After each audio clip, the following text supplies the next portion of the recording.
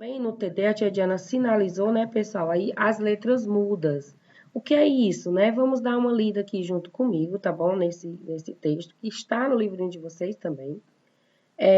Um pequeno resumo do conto de fadas da Cinderela, tá bom? Então, é só um pouquinho para a gente observar aí essas palavras que estão com a grafia destacada em azul, tá bom? Então, vamos lá.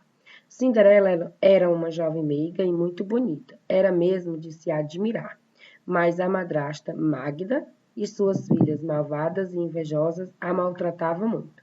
A jovem tinha de vestir roupas velhas, o que era um absurdo, mas mesmo assim era mais bonita que as irmãs com seus vestidos magníficos. No final da história, porém, Cinderela se casa com um belo príncipe e vive feliz para sempre. Existem uma, duas, três, quatro palavras em que estão com a grafia de cor azul. Essas palavras, pessoal, elas possuem sílabas terminadas em consoantes e elas apresentam uma letra muda nelas, né? Aliás, algumas delas é que possuem sílabas terminadas em consoante, mas nem todas, né? Então, vamos lá. Elas apresentam, pessoal, uma escrita com letra muda, que é uma consoante, que ela é pronunciada de forma muda, não tem a vogal, tem o som de vogal à frente dela, porém, essa vogal não existe. Então, nós chamamos elas de letras mudas, tá? Então, vamos lá. A primeira palavra, admirar. Qual é a letra muda aí? O D. É como se eu dissesse admirar. Tem um I, eu pronuncio um I, porém ele não aparece. Absurdo. Ou Magda, por exemplo, Magda é como se eu pronunciasse G-U-I, Magda, Gui, né? Magda não tem o U nem o I e ela é um G mudo. Na palavra absurdo, eu também pronuncio um som de I, absurdo, mas não tem. E magníficos é como se eu pronunciasse também um G-U-I, mag, mas não tem. Então, para esse tipo de escrita, esse tipo de letra que aparece aí, não seguido de vogal, nós damos o nome delas de letras mudas, né? As consoantes mudas. Nós temos também alguns exemplos, além do B e do G que aparece aqui, e do D, nós temos com o C, nós temos com o F, e nós temos com o P, e nós temos com o T.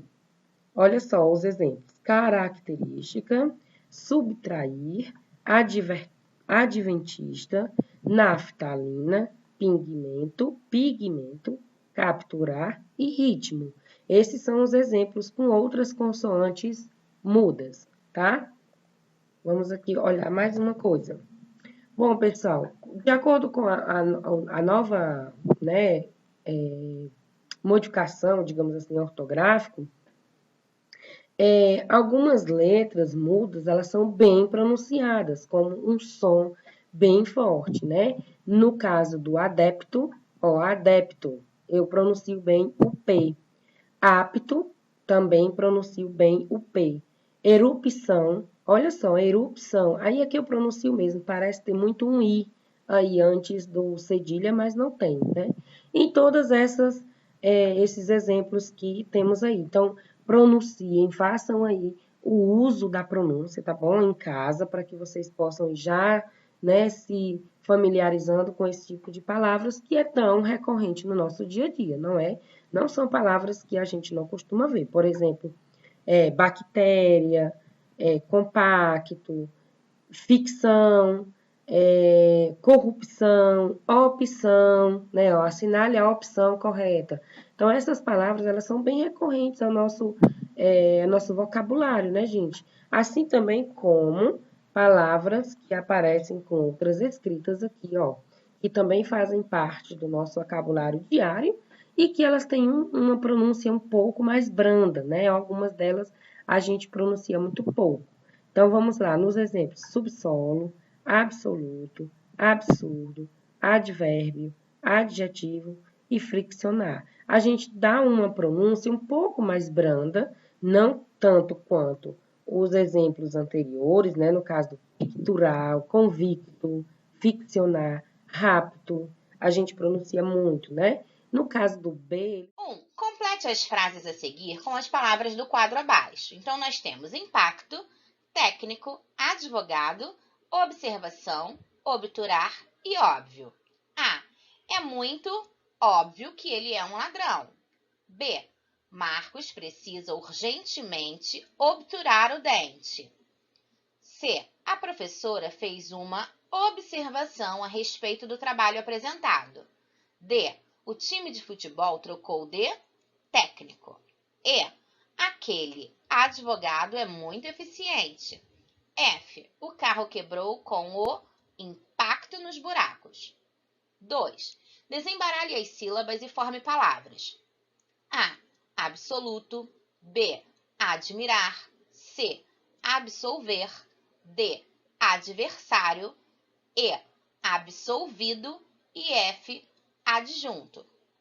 Espero que vocês tenham conferido com cuidado. Se errou, apaga, faz de novo, conserta e estudem. Um beijo e até a próxima!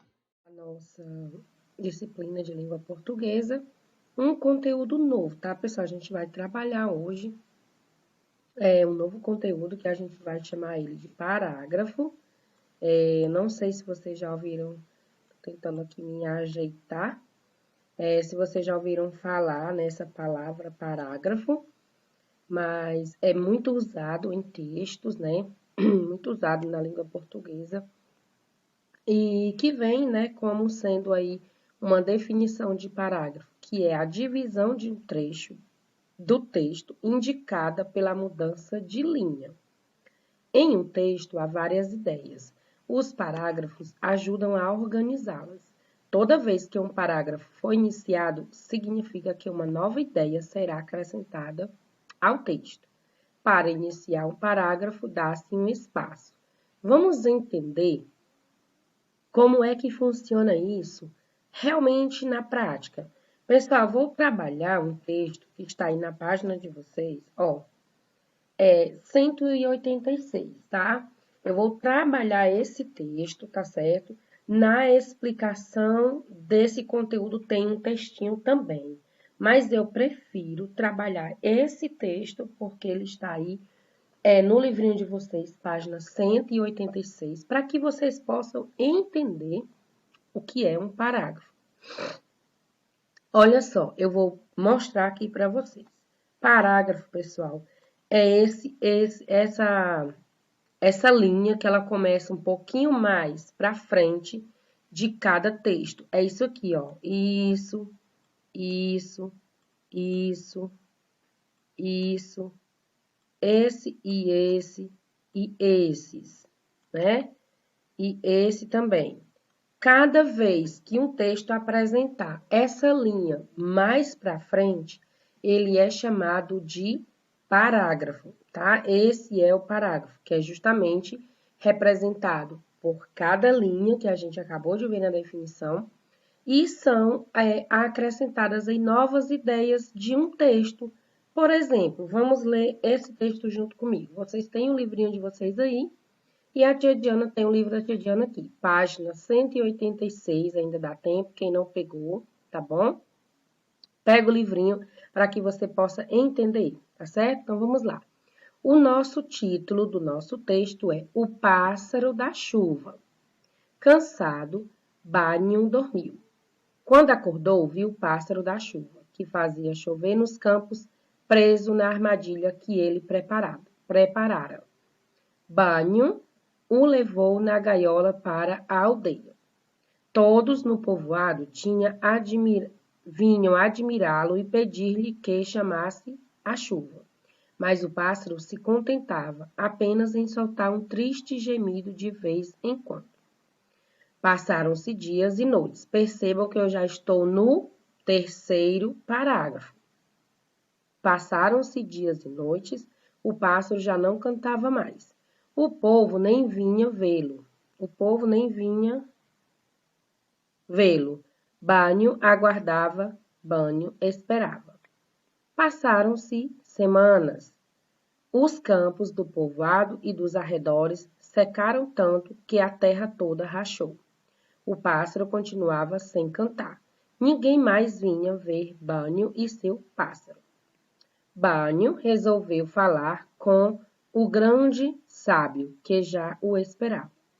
Ele mandou que Bânio entrasse... É Bânio mesmo, né, gente? Deixa a tia Diana ver aqui. Entrasse na cabana e trancou a porta pelo lado de fora.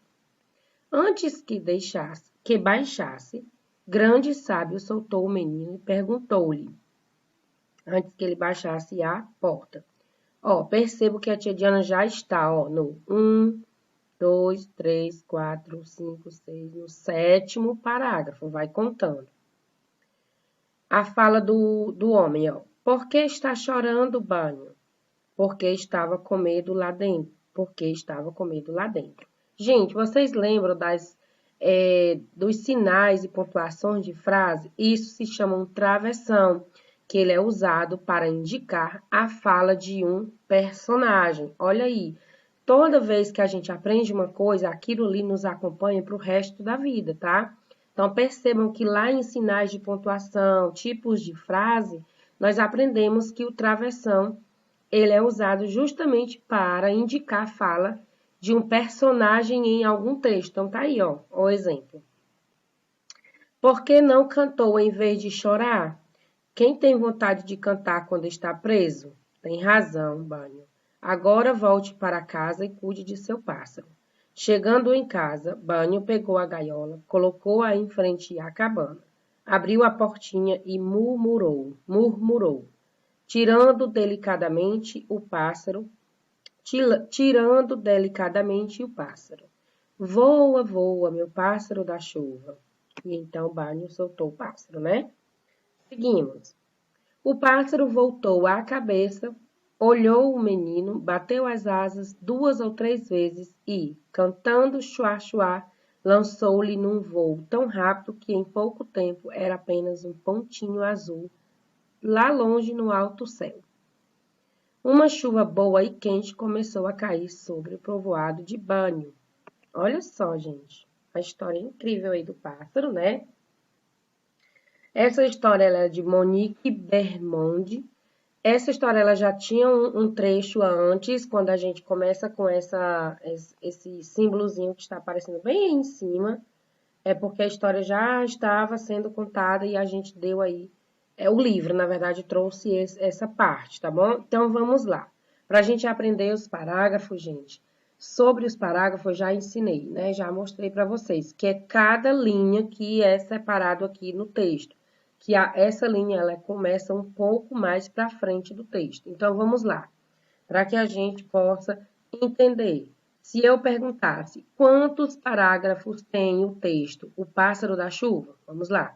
1, 2, 3, 4, 5, 6, 7. Aí aqui tudo faz parte desse parágrafo, porque é a fala dos personagens. Então, vamos lá, já deu 1, 2, 3, 4, 5, 6, 7, aí. 8, 9, 10, 11, 12, 13, 14... Aí, 14. Vamos parar, que eu tenho que limpar e sumir com isso aqui, senão eu não avanço. Opa, deu 14, 15 lá no pássaro e 16 finalizando. Então, nós temos 16 parágrafos aí. Bom, aprendemos o que é parágrafo, para que ele serve. E outra coisa, todo parágrafo inicia-se com letra maiúscula. Vocês perceberam? Olha, todos eles, o início da frase, a letra é maiúscula. Mesmo quando tem o travessão e a fala do personagem, continua sendo maiúscula. Página 186. E essa página aqui é a página seguinte, né? Que tá bem na explicação de vocês aí sobre o parágrafo. Então, temos outro textinho aí, Você sabia? As crianças são muito importantes nas sociedades indígenas. Todo nascimento de uma criança na tribo indígena é festejado. E o nome que cada uma recebe tem um significado especial. Gente, vocês vão entender esse texto na aula de história, tá? Tá muito legal a aula de história. Nadar, correr, subir em árvores e passear de canoa estão entre as brincadeiras preferidas das crianças indígenas. Os brinquedos das crianças são confeccionados pelos adultos ou pelas próprias crianças, como bonecas, arco e flecha, que são feitos de barro, palha e madeira. As crianças adoram ouvir histórias contadas pelos mais velhos. Dessa maneira, elas aprendem as tradições de seu povo. Qual é a numeração que aparece aí? 1, 2, 3. Essa numeração é referente a quê? A quantidade de parágrafo. Muito bem. Quem aí de casa respondeu. Está muito atento. Então, é isso, minha gente. Olha, os parágrafos são iniciados sempre com a linha um pouco mais à frente, né? E eles vão dando ideias, novas ideias. Por exemplo, no primeiro parágrafo, está explicando a importância e um pouco sobre o nome das crianças indígenas. Já no segundo parágrafo, está falando sobre as brincadeiras, né, que as crianças indígenas fazem, realizam e confeccionam. No último parágrafo, já conta que as crianças indígenas gostam muito de ouvir histórias e, portanto, isso é uma tradição do povo indígena. Então, foram 3 ideias alinhadas em um só texto, que o texto traz sobre as crianças indígenas.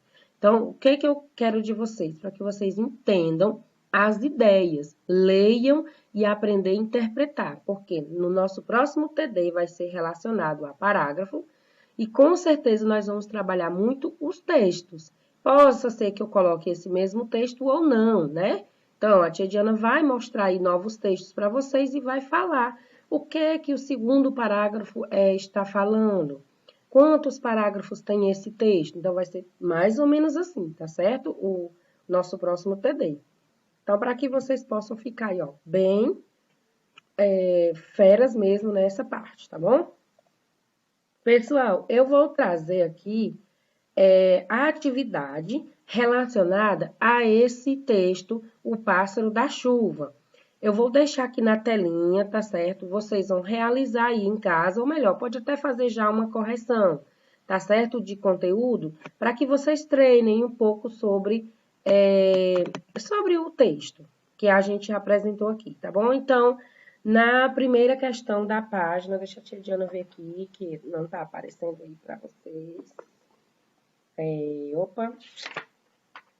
Na página 188, a primeira questão pede para pintar a figura que mais se assemelha ao significado das palavras em destaque, cabana e portinhola. Gente, isso é o estudo do vocabulário. Onde é que está o vocabulário? Aqui, ó, embaixo. Ó, bem aqui. E aqui tem a definição de cabana. É uma casa pequena de palha ou madeira. Então, faça lá a correspondência. Aliás, pintem a segunda imagenzinha. Tá um pouco borrada, mas aonde tem essa indicaçãozinha rosa com os risquinhos, é onde vocês vão pintar. Na segunda questão, vocês vão completar as frases com as palavras do quadro. Povoado, arredores e gemeu. Também tem a definição lá no vocabulário. Então, vocês vão completar com as que mais se encaixam. Alcaí, Carlos, povoado? Não combina. Arredores? Também não. Gemeu? Muito. Sim, gemeu. B, naquele povoado? Sim, moram muitos pescadores. Por esses povoados, arredores, isso, arredores, há muitas lojas. Quando a gente vai completar, gente, uma palavra que a gente ainda não sabe, está procurando um sentido, você vai colocando para ver se alinha aquela frase, tá bom? Justamente como a tia Diana fez aqui. Terceira questão, vocês vão ligar a palavra ao seu significado. Então, gemido é um lamento, cabana é uma casa pequena, e os arredores é a vizinhança, tá? Pronto, essa atividade aqui você já vai fazer agora, junto comigo, tá? Para que ela não seja necessária uma correção desse texto, tá? Desse texto que a gente trabalhou, que é o texto O Pássaro da Chuva, tá bom? Então, vamos lá. Página 189. Qual é o título do texto? O Pássaro da Chuva. O maiúsculo, terceiro ano, por favor. 2. Existe alguma relação do título com a história? Sim, toda, né, gente? O canto do pássaro chamava a chuva. Lembra E no finalzinho a gente vê que o pássaro, quando ele sai cantando, cai uma chuva maravilhosa. Escreva V nas alternativas verdadeira e F nas falsas. O pássaro da chuva vivia cantando feliz dentro da gaiola, gente? Não, né? Na gaiola, aliás. Não, então é falso. O pássaro da chuva caiu em uma armadilha preparada por Bânio? Sim, né? O menino lá preparou a armadilha. O povo da aldeia pedia que o pássaro da chuva chamasse a chuva? Sim, bem no início do texto a gente fala sobre isso. O pássaro da chuva começou a cantar depois de alguns dias preso na gaiola? Não, ele só cantou quando ele foi solto. Ordene as frases de acordo com o texto. Quem é que apareceu primeiro? Qual é a parte que aparece primeiro? O pássaro da chuva foi preso na armadilha.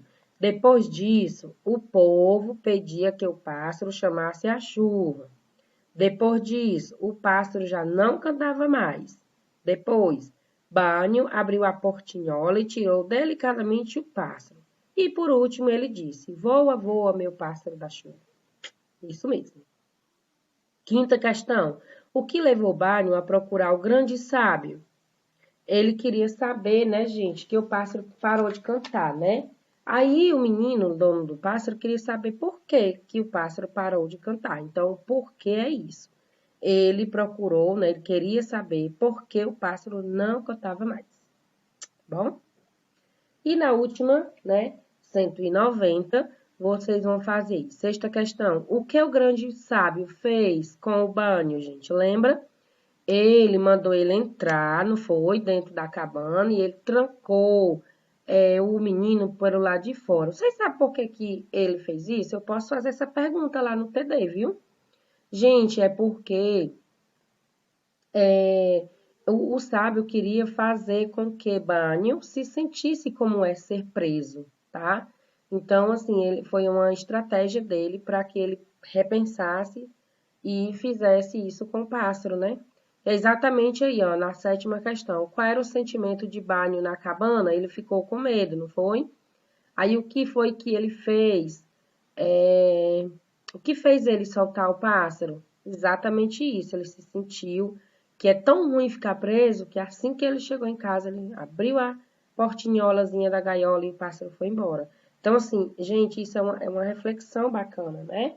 Para quem gosta de criar animais, pássaros em gaiolas, isso é uma reflexão e isso fica um ensinamento para vocês, que se o papai ou alguma família de vocês tiverem esse hábito, fala para eles sobre esse texto que você aprendeu aqui, tá? Que é muito importante a nossa liberdade. Imagina, eu não gosto de estar presa, você não quer estar preso. Por que você quer manter um pássaro preso? Exatamente um pássaro que ele gosta, que a característica maior dele é voar, né? Então você impede isso dele. A nona, o que o sábio deixou o Bânio preso na cabana para ele? Pensar no que fez? Sentir medo?